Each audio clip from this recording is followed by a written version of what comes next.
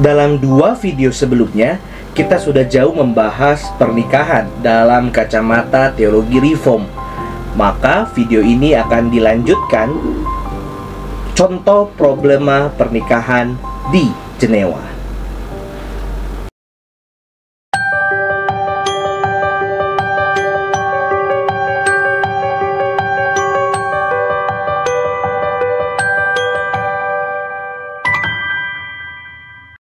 Jumpa lagi dengan saya, Willy The Rooms, tetap di The Sinners Channel.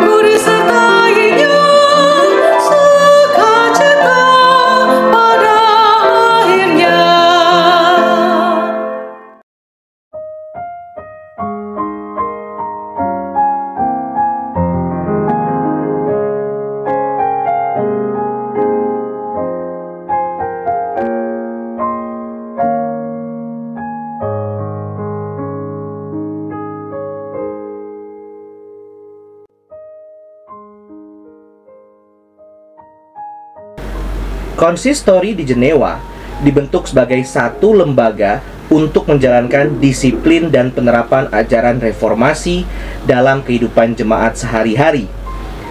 Setelah peraturan tata gereja dibentuk, para pendeta di Jenewa memerlukan wadah untuk menerapkan ajaran mereka dan mengubah cara berpikir serta kebiasaan sehari-hari jemaat yang sudah berabad-abad dipengaruhi oleh ajaran gereja Roma Katolik yang bercampur dengan segala macam ajaran tahyul. Konsistori inilah wadah bagi mereka untuk menerapkan ajaran reformasi yang masih sangat baru tersebut. Konsistori ini diketuai oleh salah seorang sindik di Jenewa yang menjabat selama 1 tahun. Pada masa Calvin hidup di Jenewa, anggota konsistori ini terdiri atas 12 tua-tua bersama dengan para pendeta di Jenewa yang jumlahnya berkisar antara 10 hingga 12 orang. Pemilihan tua-tua dilakukan sedemikian rupa sehingga 2 orang dipilih dari Small Council, ada 4 orang dari Council 60 dan 6 orang dari Council 200. Konsistori juga dibantu oleh 2 orang pegawai kota. Yang pertama adalah sekretaris yang bertugas mencatat jalannya semua pertemuan, dan yang kedua adalah ofisier yang bertugas memanggil orang-orang yang dianggap bermasalah untuk menghadap konsistori. Konsistori bertemu seminggu sekali pada hari Kamis. Pertemuan mereka yang pertama diadakan tanggal 6 Desember 1541. Namun kita tidak memiliki catatan dari 9 pertemuan pertama. Catatan konsistori di Jenewa yang ada dimulai pada pertemuan ke-10 16 Februari 1542. Catatan notulen konsistori pada umumnya merupakan ringkasan dari interogasi yang dilakukan.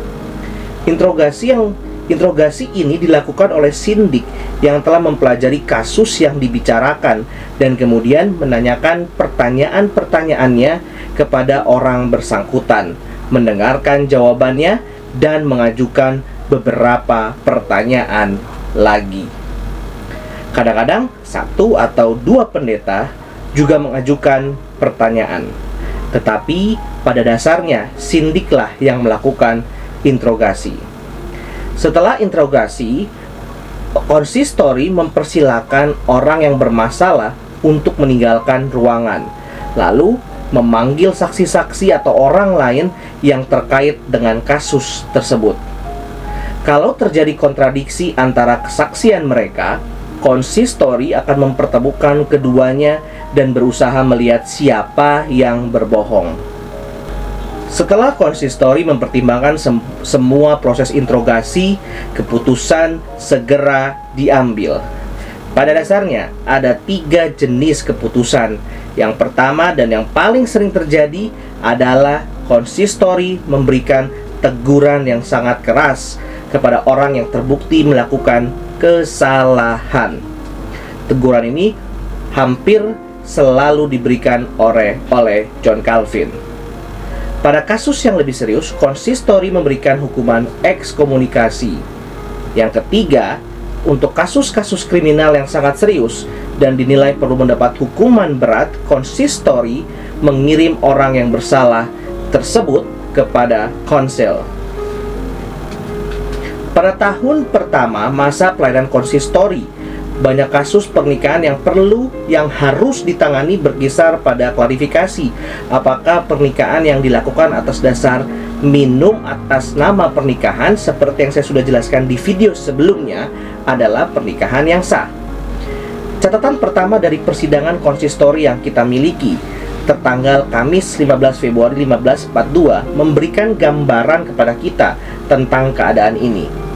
Dalam persidangan ini dibicarakan kasus antara Parnet, putra dari Robert Dupuis dari Corsier, dan Claudas, putri dari Lois du Poulos.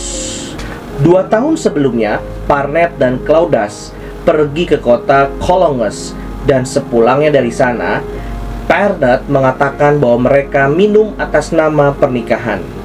Di pihak lain, Claudas membantah pernyataan Parnet.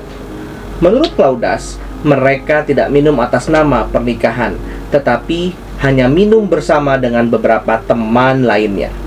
Claudas juga mengatakan bahwa mereka tidak melakukan hal-hal yang lain. Selanjutnya, Claudas mengatakan bahwa orang tuanya juga tidak setuju kalau mereka menikah. Maurice, ibu Claudas, bahkan mengatakan bahwa ia tidak pernah tahu kalau Parnet dan Claudas pernah minum bersama. Pada akhirnya, konsistori memerintahkan mereka untuk datang ke pertemuan pemimpin kota Jenewa pada hari Selasa minggu berikutnya. Kasus yang kita lihat tersebut memberikan gambaran kepada kita bahwa adat istiadat dari minum atas nama pernikahan adalah sesuatu yang cukup rumit. Seseorang seperti Parnet bisa merasa bahwa ia menikahi seorang wanita, walaupun kenyataannya si wanita tidak merasa bahwa mereka minum atas nama pernikahan. Menilik dari catatan konsistori ini, kita bisa menyimpulkan bahwa kedua orang ini tidak pernah tinggal bersama dan pernikahan itu tidak pernah terjadi. Kesimpulan ini didasarkan atas keputusan konsistori yang tidak mengambil keputusan atas kasus ini, melainkan mengirimkannya ke pemerintah kota Jenewa. Keputusan ini berarti kasus antara Parnet dan Claudas bukanlah kasus yang menyangkut masalah moral maupun spiritual, dua bidang yang menjadi perhatian utama konsistori. Klarifikasi atas kasus dari kedua orang ini perlu dilakukan secara sipil oleh pemerintahan kota Jenewa. Masih berkisar soal janji untuk menikah, pada persidangan konsistori tanggal 2 Maret 1542 datang menghadap Raymond de Ferrier yang melaporkan bahwa ia telah menyatakan janji untuk menikah dengan Aimee, putri Lois Payget. Menurut Raymond, ia telah memberikan janjinya sesuai dengan kebiasaan yang berlaku, dan mereka berdua telah minum atas nama pernikahan. Ia juga mengatakan telah memberikan sebuah ukiran dari perak kepada Aimee dan juga bahwa ia sangat mencintai wanita ini. Di pihak lain, Lois ayah Aimee berkata bahwa Raymond telah melakukan penghinaan kepadanya karena janji untuk menikahi putrinya ini. Sementara Aime berkata bahwa ia ingin minta persetujuan ayahnya terlebih dahulu sebelum bersedia menikah dengan Raymond. Lois yang nampaknya paham akan peraturan gereja di Jenewa mengenai pernikahan, mengemukakan haknya sebagai ayah untuk melarang putrinya menikah. Dengan tegas, Lois menolak memilih Raymond sebagai menantunya. Ibu Aime juga menyatakan ketidaksetujuannya jika putrinya menikah dengan Raymond. Setelah menilik kasus ini, konsistori memutuskan bahwa pernikahan antara Raymond dan Aime dibatalkan. Dasar pertimbangan konsistori adalah keberatan kedua orang tua Aime atas pernikahan ini. Atas keputusan ini, Raymond mengatakan bahwa ia tidak mau membantah keberatan orang tua Aime dan mereka akan bersabar. Kalau kita melihat kasus tersebut, kita bisa menduga bahwa Aime dan mungkin juga Raymond masih belum mencapai batas usia minimal untuk menikah seperti ditetapkan dalam Marriage Ordinances di Jenewa. Oleh karena itu, ayah Aime berusaha mengajukan keberatannya atas pernikahan ini. Berdasarkan kesediaan dari Raymond mau bersabar, kita juga bisa menduga bahwa mereka berdua memang masih di bawah umur.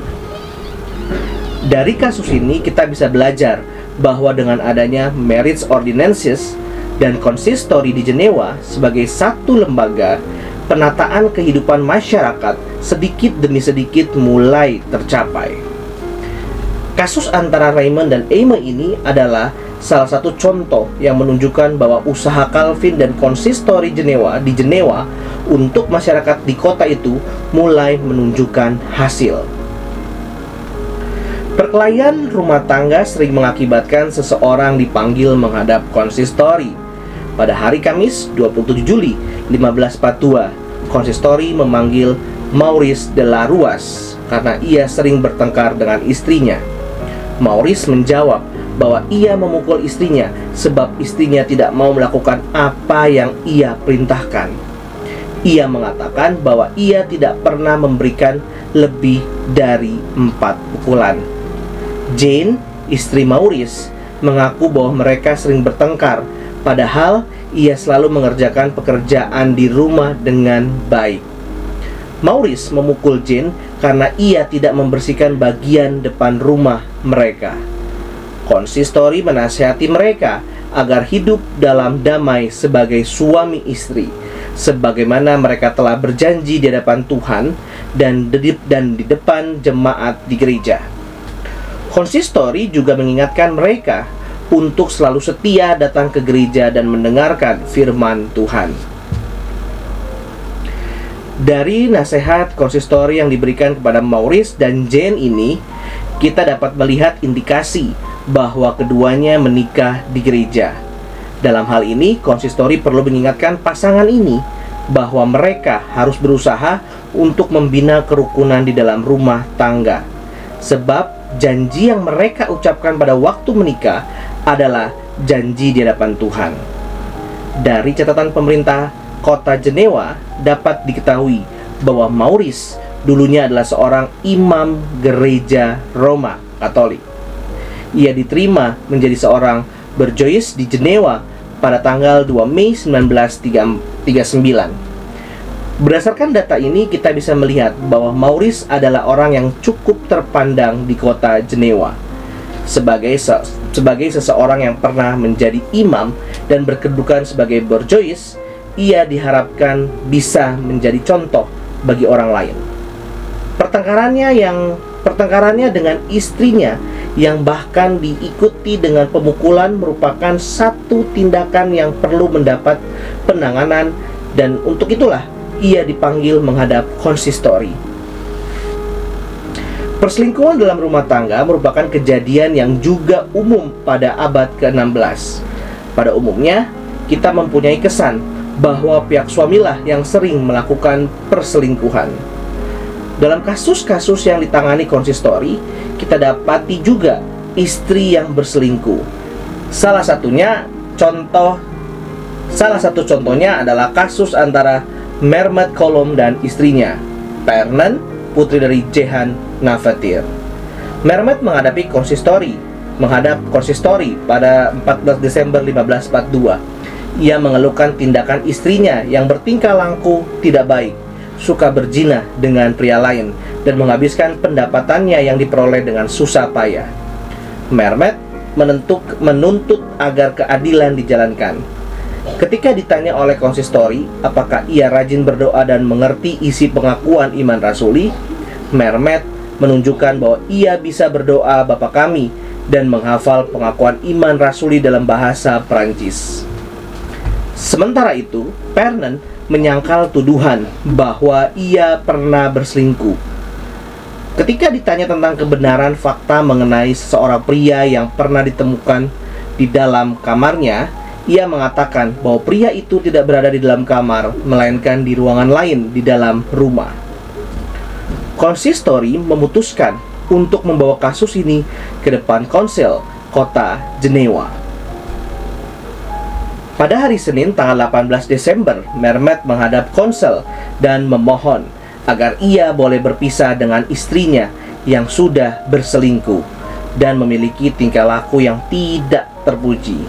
Konsel mengabulkan permohonan Mehmet dan menghukum Pernen dengan hukuman penjara karena perzinahan. Usaha Calvin dan gereja di Jenewa untuk mengatur pernikahan dengan pengumuman selama 3 minggu berturut-turut, persetujuan orang tua, dan sebagainya kadang menampakkan hasil, namun masih sering diabaikan oleh masyarakat, terutama pada tahun-tahun pertama peraturan itu diberlakukan. Catatan konsistori tanggal 29 Maret 1543 berikut ini memberikan kepada kita gambaran bagaimana rumitnya persoalan janji untuk menikah dan hubungan seksual di luar pernikahan bisa terjadi. Pada hari itu, konsistori memanggil Claudas, putri Alexander Roset, untuk datang menghadap karena wanita ini hamil dan suaminya tidak pernah kelihatan. Claudas mengatakan bahwa 7 bulan sebelumnya ia bertunangan dengan seorang pria dan tinggal bersama pria itu selama 9 minggu. Ia hamil dari hubungan ini. Suami Claudas adalah seorang petani berasal dari Cesari yang bernama Ami Pontet.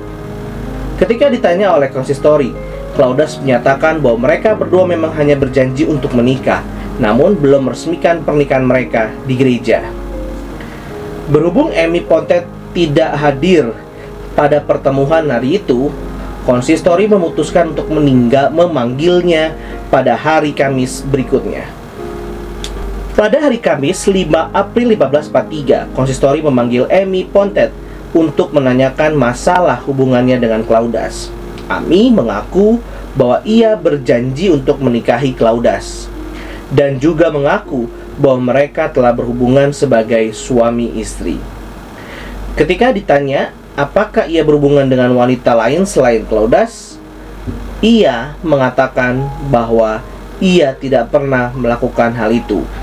Sebenarnya, dalam hal ini Ami berbohong kepada konsistori, karena kenyataannya ada wanita lain yang sudah menerima janji akan dinikahi oleh Ami. Wanita ini bekerja sebagai pembantu di rumah keluarga Flotes. Sebelum berjanji untuk menikahi wanita ini, Ami juga berjanji untuk menikahi wanita lain bernama Lois. Mengenai janjinya terhadap Lois, Ami mengatakan bahwa ia sudah memutuskan pertunangannya dengan wanita ini dan sudah memberikan sejumlah uang sebagai tanda untuk membatalkan rencana pernikahan. Kemudian, Ami menambahkan bahwa ia juga memberikan keju kepada Lois melalui seorang pengantara. Walaupun ia tidak yakin apakah Lois sudah menerima keju pemberiannya itu. Kasus Ami Pontet ini sangat berbelit-belit. Konsistori tidak bisa melacak kebenaran dari keterangan yang diberikan oleh Ami. Akhirnya, konsistori memutuskan untuk menyerahkan kasus ini kepada Konsel Kota Jenewa. Keputusan konsistori ini kemungkinan besar didasarkan atas kenyataan bahwa kasusnya bukan saja menyangkut masalah etika dan moralitas, tetapi juga masalah hukum mengenai poligami. Konsistori tidak dapat memperoleh kepastian apakah Amy Pontiff pada waktu yang bersamaan terikat pada situasi poligami. Dari catatan City Council Jenewa pada hari Senin tanggal 9 April 1543, kita tahu bahwa Amy Pontiff dipanggil menghadap, tetapi tidak ada catatan mengenai penyelesaian masalahnya.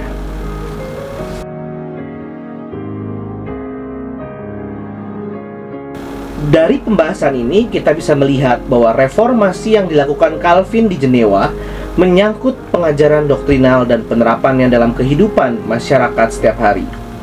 Khusus dalam masalah yang menyangkut perkawinan, John Calvin bersama para pendeta di Jenewa harus berusaha keras untuk mengajarkan cara hidup yang benar sesuai dengan firman Tuhan, agar jemaat bisa menerapkan etika dan moral yang benar. Usaha ini tidak mudah, sebab kebudayaan dan kebiasaan masyarakat Jenewa sebelum masa reformasi sangat berbeda dengan pengajaran yang ingin ditekankan oleh John Calvin.